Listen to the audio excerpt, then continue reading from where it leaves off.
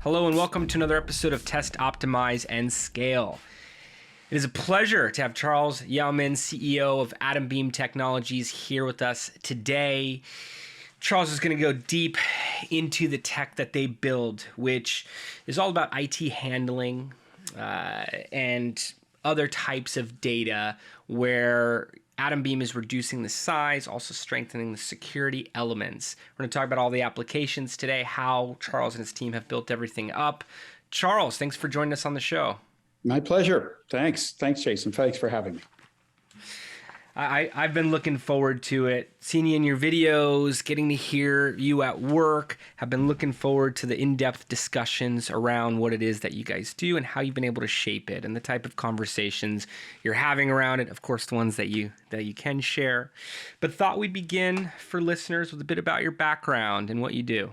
Oh, sure. Yeah. Well, so it all started in a log cabin in Illinois. No, not quite. But there you go.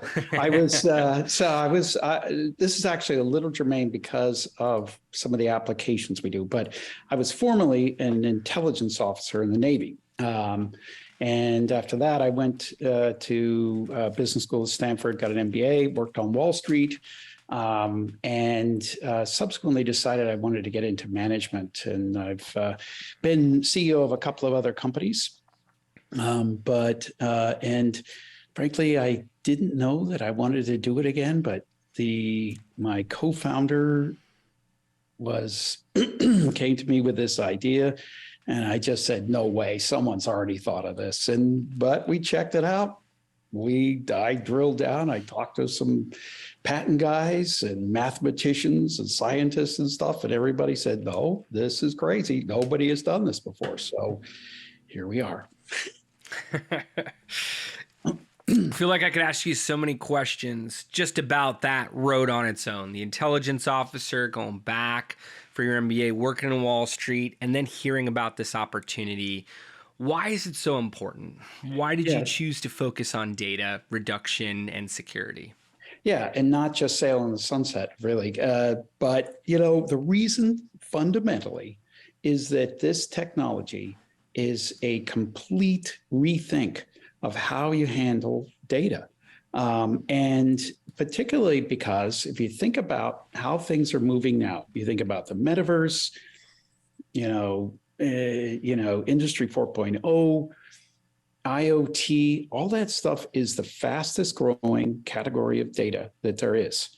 All of that data is absolutely huge in terms of the amount of it. I mean, they're supposed to be, I think it's 90 zettabytes, and I think it's 2025, which means, and to give you an idea what a zettabyte, if each byte is a grain of rice, 1 zettabyte will fill the Pacific Ocean. So it's a lot of data. I mean, and so you got to think about it in those terms, and you think, well, where are we going to put it all? How are we going to move it from here to there? And we're the answer. I mean, honestly, I know it sounds crazy, but we can take all that data and shrink it down by 75%, and we can do it almost instantly, which means that in effect, we can quadruple the size, the bandwidth of any connection in IoT. And I exclude video because it lacks patterns that we need, but everything else, that's our average. I mean, sometimes it's a little more, sometimes it's less, but that is the deal. And the other big thing we do is we tack on it isn't tacked on. It's part of the architecture. We add significant, really, really significant security.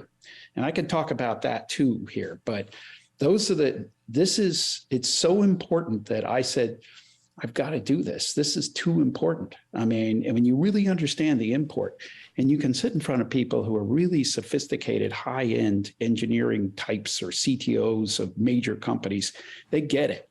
They see what this can be, and they understand that they've got to engage on it every time. Mm-hmm. It's a quarter of the size of the Pacific Ocean. per zettabyte It's in that still a little scenario. on the big side, yes. When you consider if you add up all of the storage in all of the data centers in the world, it's about 2 zettabytes. Mm. And we're And, talking 90 in a few years. So that, I mean, it gets generated. You aren't keeping it all, but it's a lot. and data, it gets thrown around in a lot of different contexts, Mhm. industries. IoT devices, what percentage of data in general are they making up? It's a good question. I think it hasn't hit 50% yet. I'd have to look at the numbers, but it's going to be most of the data, the majority of the data that gets generated. It's certainly the biggest category of data. I'm Mhm. not sure if now, but if it isn't, that it will be soon. And it's just a question of like overwhelming all the video. I mean, the video isn't growing nearly as fast, even though it's gigantic compared to a little temperature sensor going, it's 72, it's 72. It's like huge compared to that. So anyway, Sure. all I'm saying is it's a massive, massive thing. And the the issues that people are running into over and over are how do I get it from here to there Mhm. in a way that actually can work and I can afford? Because if you're trying to send it over satellite, it becomes a major cost. Mhm. And not only that, there's all sorts of other things that do become it becomes a very expensive enterprise.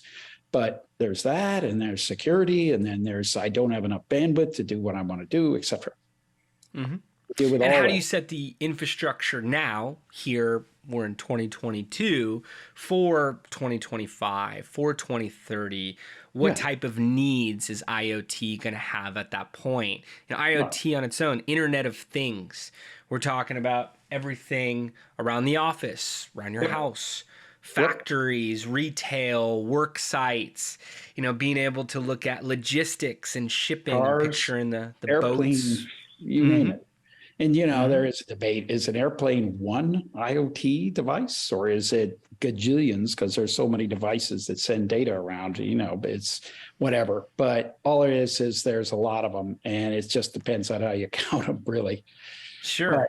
but the biggest thing for us is just you think about like all the importance of having all the different parts of like you think about cars.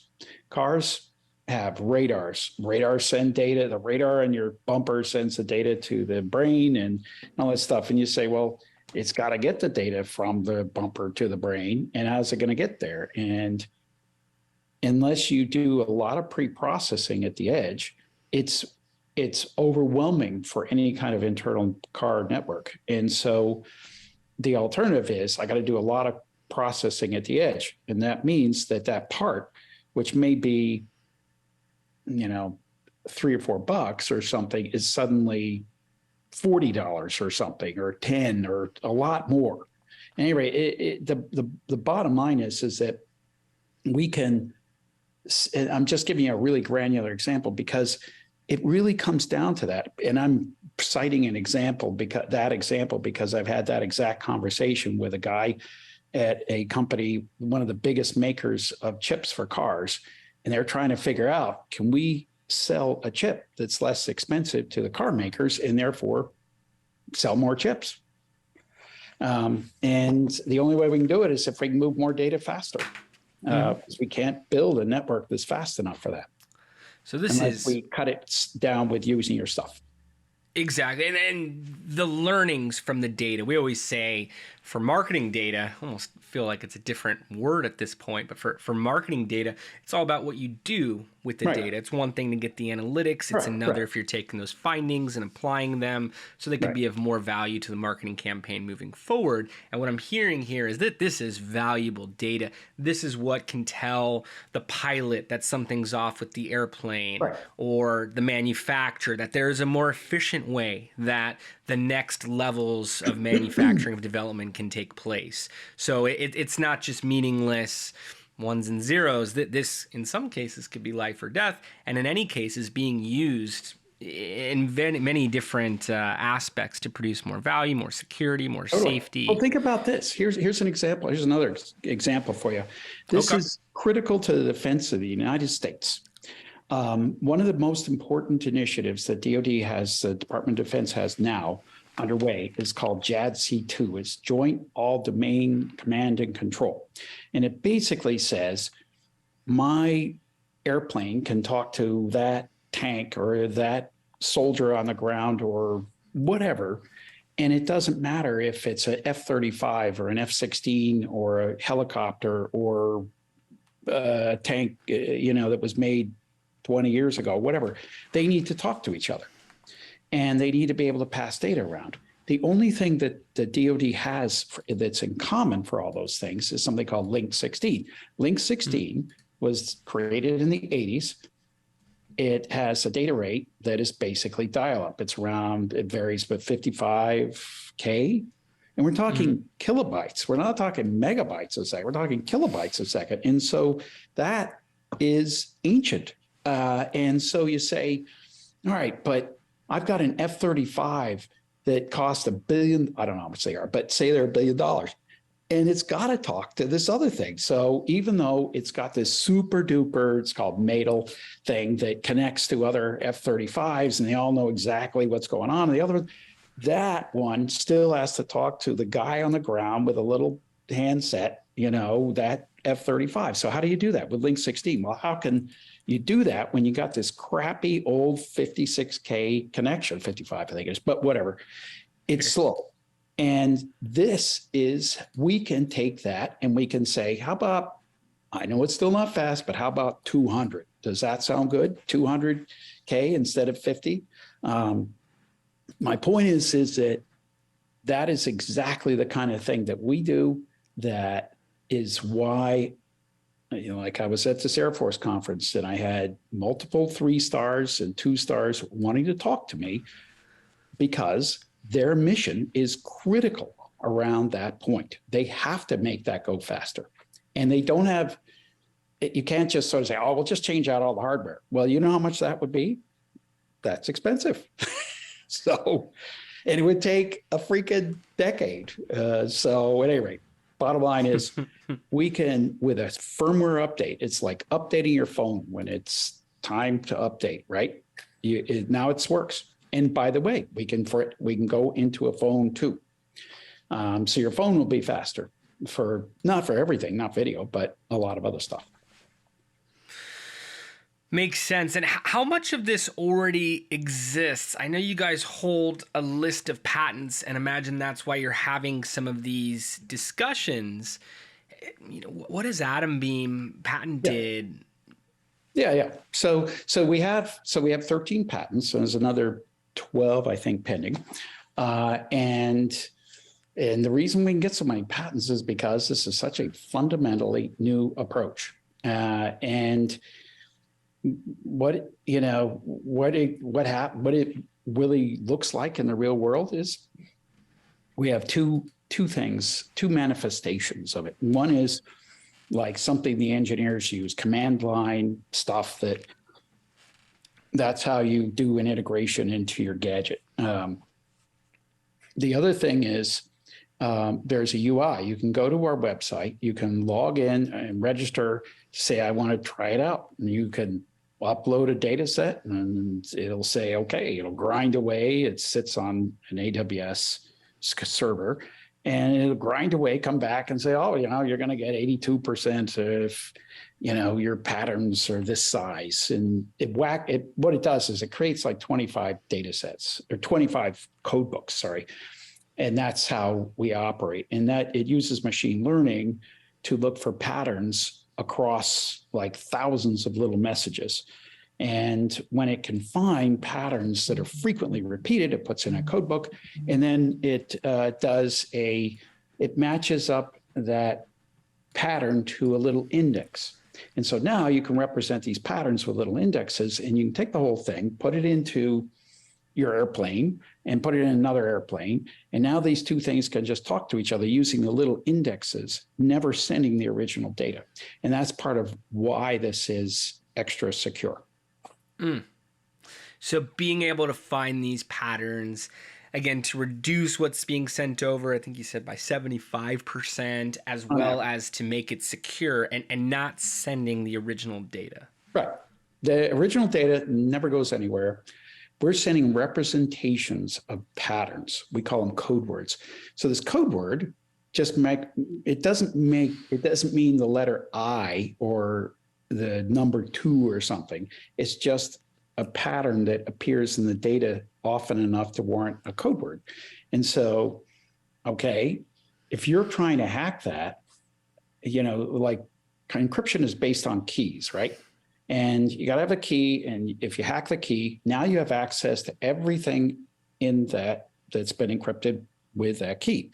But what we do is we've got these code books, and they'll, in effect, not only compact, but to also kind of like an encryption, uh, uh, make these code books, which are by key standards gigantic, into giant keys. And so if you were to say, okay, you're a bad actor and you want to get into a car and control the braking system, or you want to control something, the only thing you can do, and it would probably require a national effort, that is like a country to hack a code book, that especially with our extra fancy kind of extra encryption. So, but if they could only hack into that code book.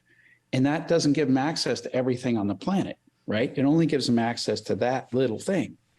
So maybe now you know the manifold pressure on a predator, but you don't know anything else. And it doesn't tell you anything about hacking the next code book. So it's it's compartmentalized security. I hire somebody into my HR department. I don't want him to have access to Social Security numbers. So what do? Here's your code books. And you don't get those. You get these to do your job.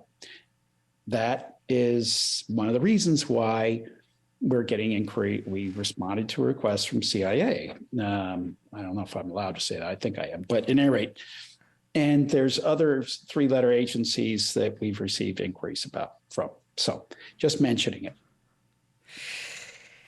And the digitalization of everything is occurring. I like how you showed these use cases, breaking it down to, HR type contacts, looking at social security numbers, really makes it tangible.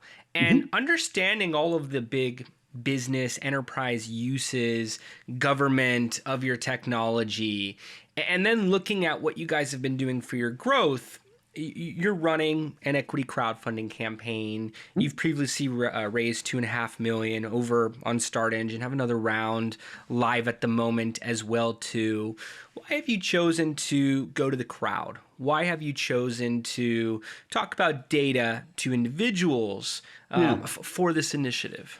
Because, for one thing, I got to admit, it's a kind of a personal thing. I like the democratization of capital.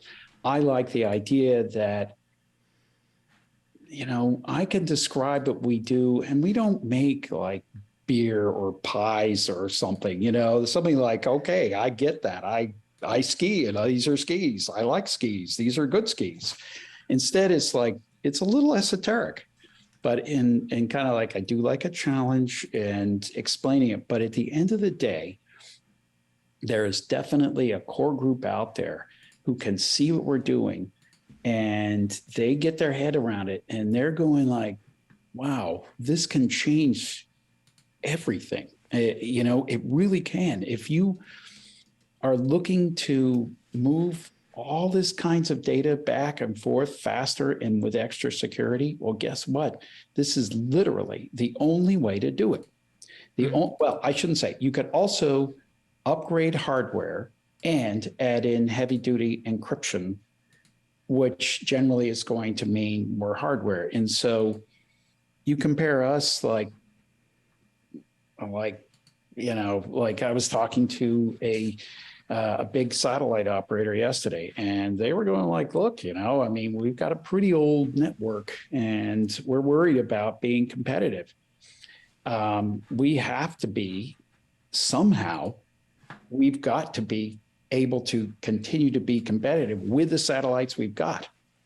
And so he was talking about, offering us money for an exclusive and, significant money. So at any rate, what I'm saying is, all right, here's another example. Okay. The Space Force operates the military satellites in the constellation, right?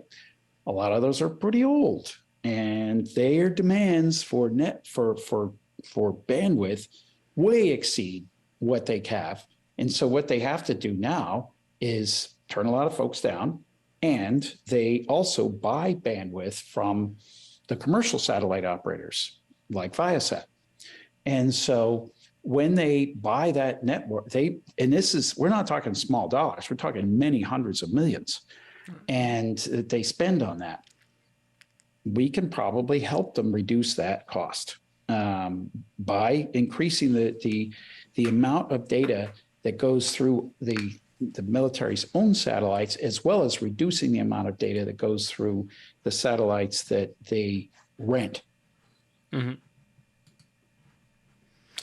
And how did you get to these points where you're able to see, hey, they're going to be renting this, here's another application for that? Yeah. Has it been merely team building, or what paths have you guys gone down to shape this product accordingly? That's a really good question. I got to tell you that this has been a journey in which we have this one brilliant scientist. His name is Josh Cooper. He's our chief scientist. And I got to tell you, a lot of it is him thinking of things, but the overall team thinks of things. They think of things like, well, what do we do? Why not this? How about mesh? Can we do this with mesh? And it's like, yeah, I guess. And that's kind of how it works, because like we're in a new world here. It's like I'm not just like hyping when I say this is really a new way of thinking about data. It really is a new way of thinking about data. And part of it is like, you think about how you deal with this problem or that problem that's really prevalent. Like one big thing is like intrusion detection, right? That's like right now, it's like a $5-6 billion industry. It's like, did somebody get in my network? That's what you're trying to discover. And the way it works now is you have this library of, they call a signature library of all the ways that people have tried to attack a network, how to get in the network. And so if it's a new thing, then you don't know. It isn't in the library. So how do I know? So our thing is totally different. It's based on watching the amount of variance. It's this complicated math and stuff in the thing, but fundamentally different thing. It would detect it if it was a new kind of intrusion that's never been seen before, we think. Now, we haven't proven this, but my point here is to try to answer your question. So Josh thought of that. That's what happened. I mean, and it's because this is totally new ground. We're explorers. Nobody thought of this stuff before. And there's all these implications because it goes down to the bit level, the very basic level of data. And when you get down to that level, everything, the whole thing is, you can rethink a lot of stuff. Going down to that bit level, seeing what's working, what's not working.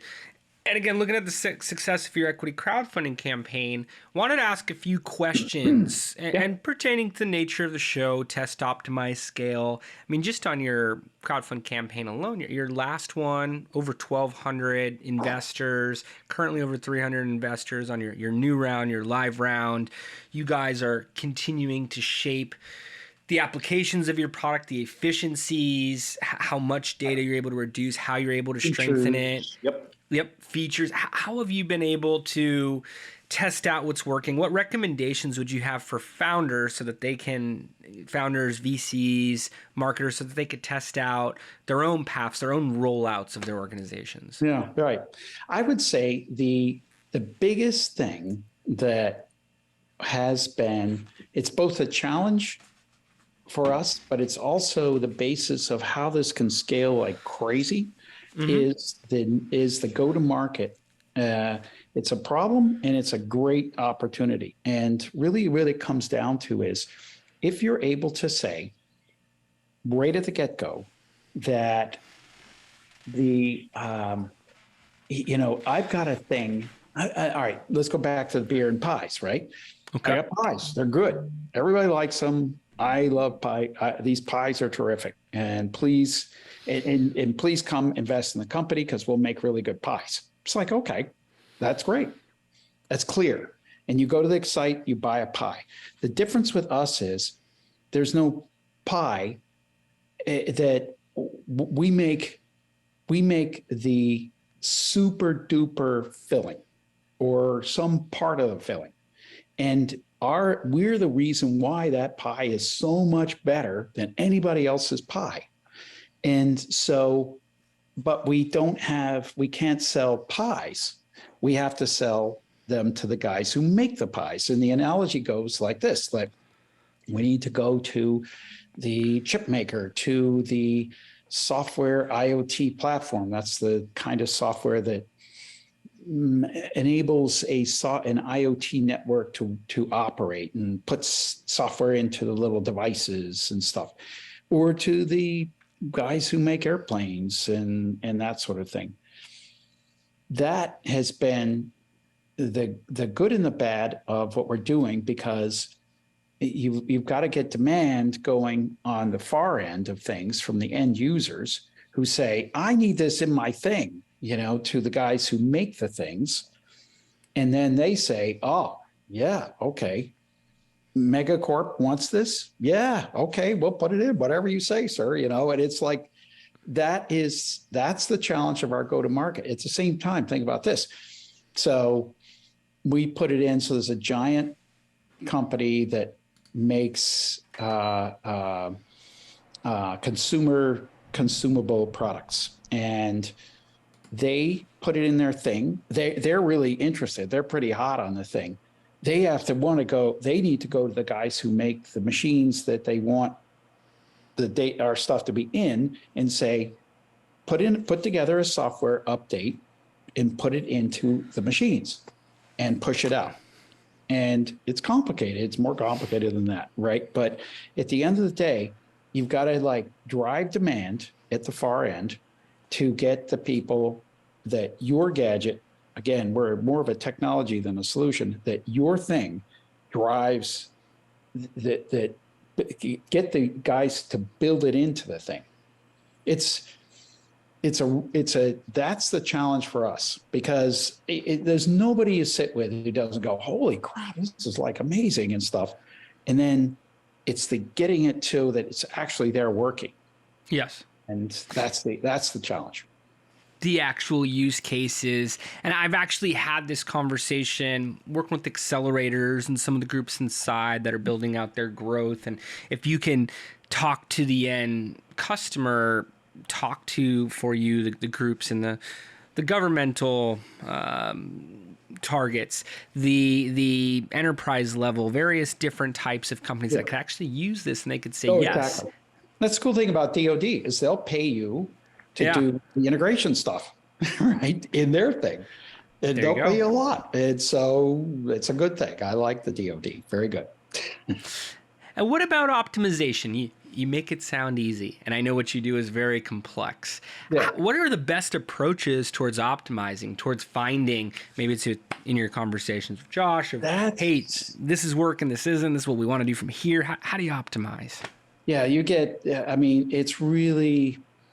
really talking about deep experience on the part of your software engineers who've been there, done that, and who know how to do what used to be called micro encoding, which is now called embed.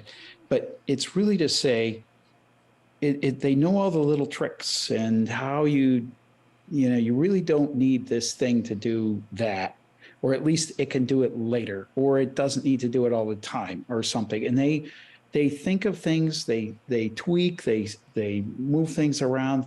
It's almost an art, but and quite beyond me, just to be clear. But those guys who do that optimization are really I mean, and I would put it in two categories. I'd say the ones that make it go fast and make it usable in a lot of different things, and the ones that work on the user interface that make it so that, anybody can upload a data set and try it. Two different skill sets, but both critically important. Mm-hmm. Mm-hmm. And what about scale? Once you find out what's working, you've looked at it, what's more important than the others? Hey, we focused on that. We now know it's working. Yep. The DoDs, all the different groups involved are saying this is great. Can we do more of it? What have been the keys to scale for you? No, I mean, think about it this way.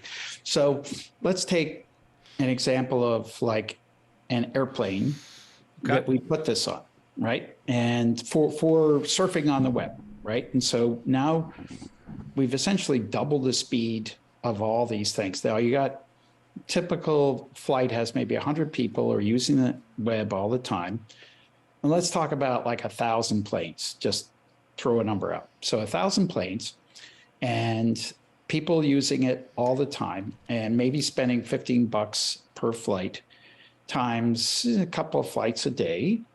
And, you sort of start to add up the numbers and you say like, I mean, if we even charge, say, and we have not set up a number yet, but say we charge $10,000 a year per plane, times 1,000 planes. Well, that's $10 million.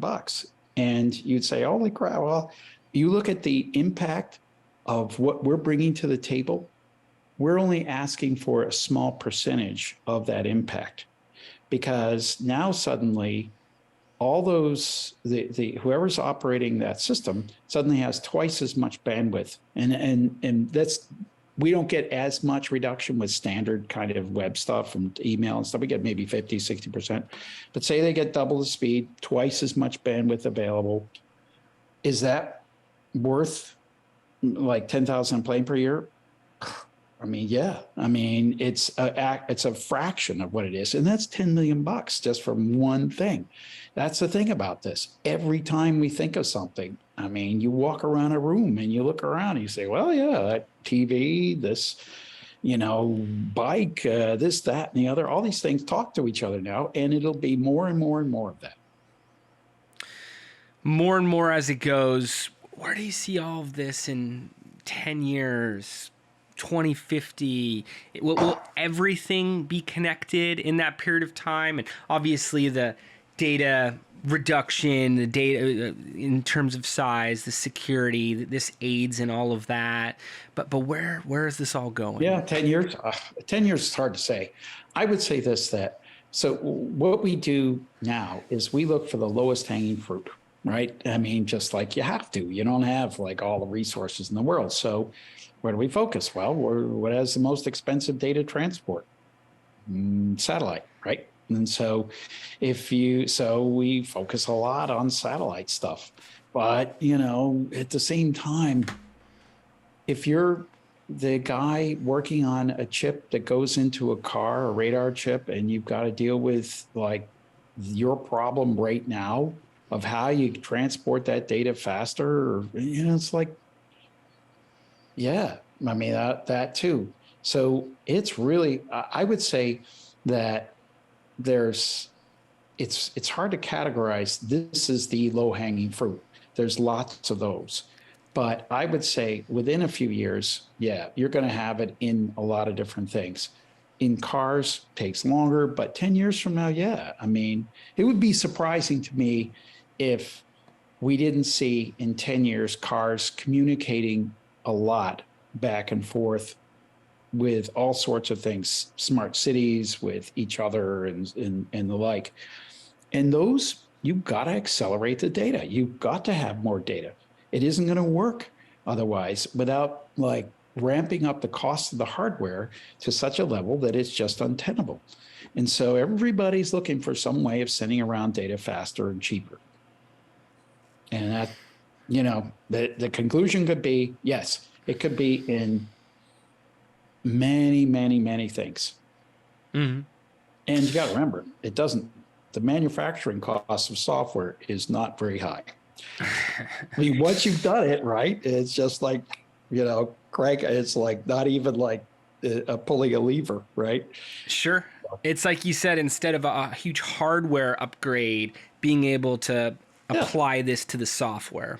We look to try to capture something between 10 and 25% of the value we create. Mm-hmm. So you can think about it in that terms. Okay, so some guy gets $1 million a year benefit and we ask for 100, 200K or something. I mean, you're an idiot if you say, no, I want to spend the extra money. I mean, it's like, of course you don't. Or, to put 10 million into hardware so that you can do the same thing. Of course you don't. So we want a value prop that basically shows you, payback within a couple of months.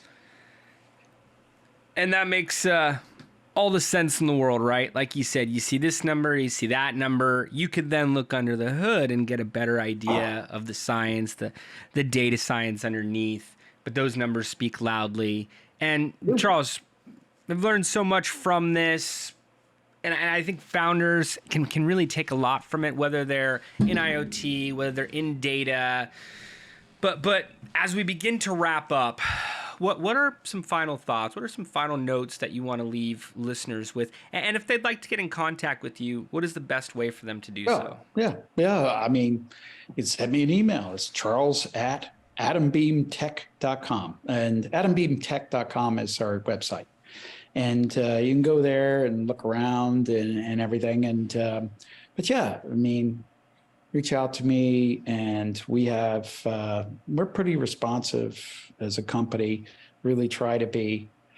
I think that when you think about us, when anyone should think about us, they should just do a little looking around at what is the future of IoT.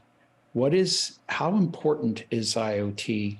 And it needs to be thought of writ large, because it's not just like, okay, this gadget talking to that gadget. It's everything, everywhere. And then you have to step back another step and say, is that it? No, it's not, because it's also web stuff. It's also email. It's also tweets. It's also messages, and even like genomics, which are big genomes, like 60 gig, and you've got to store them. And then if you want to look at it, 12 little base pairs, you got to decompress the whole thing. We can search those genomes while they're encoded.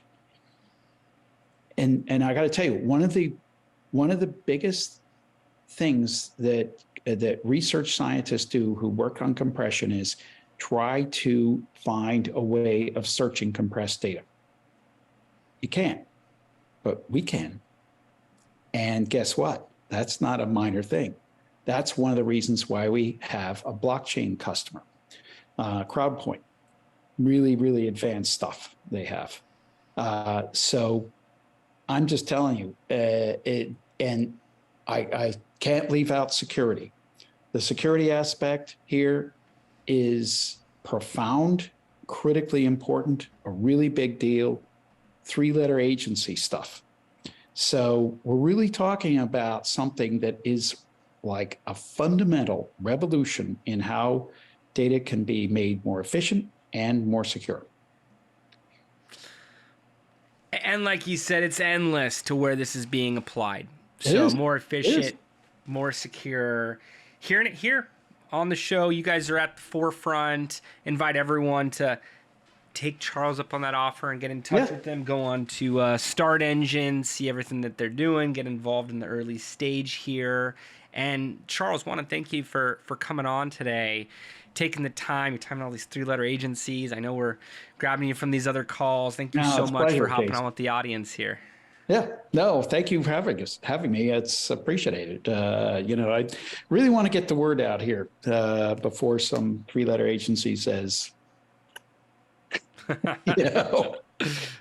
So I can imagine, which is not an impossible thing. But at any rate, bottom line is, I think, this is a revolutionary thing. And I think that I love the idea of crowdfunding and being able to bring other people in and make them a part of it. It's an exciting, cool thing, and you are going to see us in everything one day. I personally don't doubt it. And like you said, the democratization of these early investment opportunities and where organizations can go from there and how they could take their audiences along the way really is groundbreaking. Believer in the infancy of that. Yes. And hearing how this opens up retail and accredited investor audiences to these type of opportunities, to these offerings, getting them involved in IoT, in data, and everything you guys do over there at Atom Beam. And like I said, definitely recommend everyone get in touch with Charles.